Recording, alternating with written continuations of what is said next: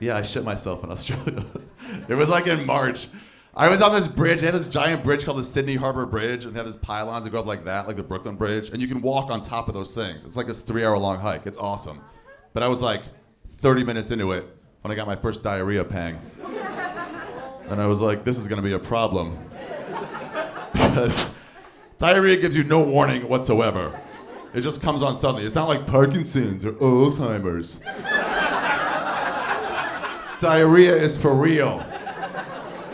It's just like la-di-da, not a care in the world. Everything's great. Oh, diarrhea's here. It's here. Diarrhea's here. And immediately you gotta like do the math of like where am I on the 1 to 10 diarrhea scale? With 1 being like when this comes out tomorrow, it's gonna be a bit moist. That's like a 1. A 10 is like, and I was like an 8.7, like I was pretty far up there. And I would start to the tour guide, I'm like, how much longer until we get to the top? He's like, like another hour and a half. And I'm like, me. All right, let's see what I'm made of as a man, you know? This is my time to test myself. It's just like, heroes aren't asked to be called upon, they're just called. So I just sucked it in as hard as I could, and I just started to like duck walking up this giant bridge, just like holding it in with everything I had. It hurt so bad. It hurt so bad. Like whatever it feels like to give birth, this was the opposite of that. Just sucking in with everything I had, and I'm trying to hold it in. I'm sweating, but not sweating here. This is the sweat of heat or exertion. I'm sweating here. The sweat of mistakes and regret. But I'm doing it though, and there's a Scottish guy like right behind me in line. He goes like, pick up the pace, please. And I'm like, shut your mouth, Scotland. I'm working on something. Just like, hold it. It hurt. Every once in a while I have to like lose control. I have to do one of these. You know, the last effort before you're gonna shit yourself, where you just... I saw somebody once standing in the supermarket like this and looking at peanut butter for like 45 minutes. Until I realized he wasn't looking at peanut butter at all. He was just trying not to shit himself at Ralph's. Until he got control again. He was like, okay, I'm back to this. And I was doing it though for like an hour and 10 minutes. I was ahead of the game. It was awesome, okay? Until the end of this hike, and I don't know why, but they put a ladder that just goes straight up for like 10 or 12 like steps. And I don't know if you guys can imagine like squeezing as hard as you can in here and bending your knee. But like you can't do, but like this, that's a release valve. I have no idea why these two things are connected. If you ask me, it's a design flaw. But somehow they are, and this opens up the floodgates. So I'm staring at this ladder, and I'm like, I don't know how the I'm supposed to get up this ladder right now without bending my knees. And the Scottish guy's like, the ladder's clear. And I'm like, shut up, Braveheart, I know. God, I know why the English hate you. I'm like, all right, here's what I'll do. I figured it out. I'm like, here's what I'll do. I'll just reach up, and I'll just do pull-ups. I'll just step by step, I'll pull my dead body one step at a time up this ladder. And it was dead, because I'm squeezing so hard, so from here down, it's just dangling away. Like Joe Theismann's leg, just hanging there. It healed. Anyway, so I do 3 pull-ups, and then I realize, oh yeah, I'm very weak.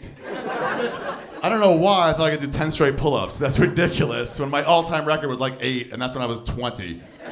So by the 4th one, I'm doing one of these, really. I can't do it. I can't do 4 pull-ups. That's what I learned, especially now when I'm squeezing. So I got to like here, and then I was like, yep, going the wrong way. And then I lost it, but as I failed, this leg like caught on one of the rungs of the ladder. Yeah, it was like this. It was like that. And as I bent, you just heard the sound. It was just this terrible, it was like as it was like, it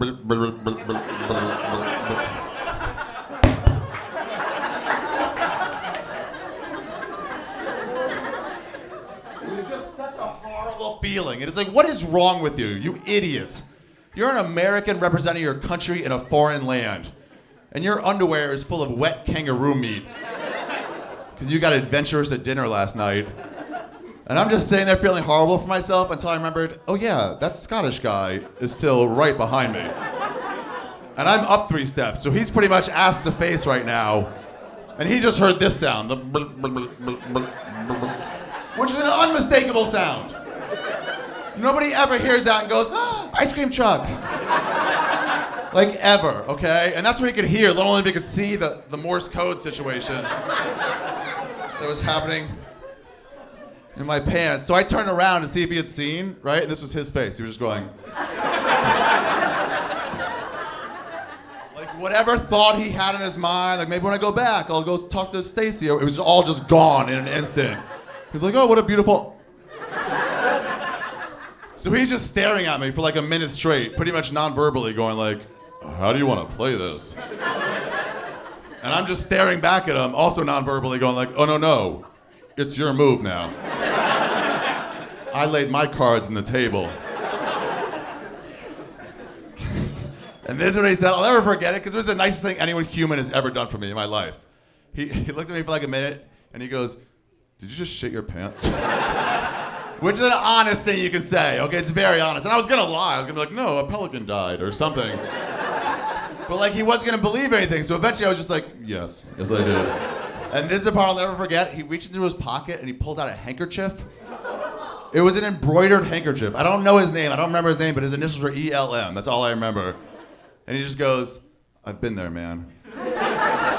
And he gave me this handkerchief. It was so nice of him. I was almost like tearing up. I was like, after I made fun of you, dude, that's so kind of you to do. And I just reached in there and started scooping just Twix travel size pieces of dump. And then I released it into the wind. And it sailed away like a covenant between our peoples.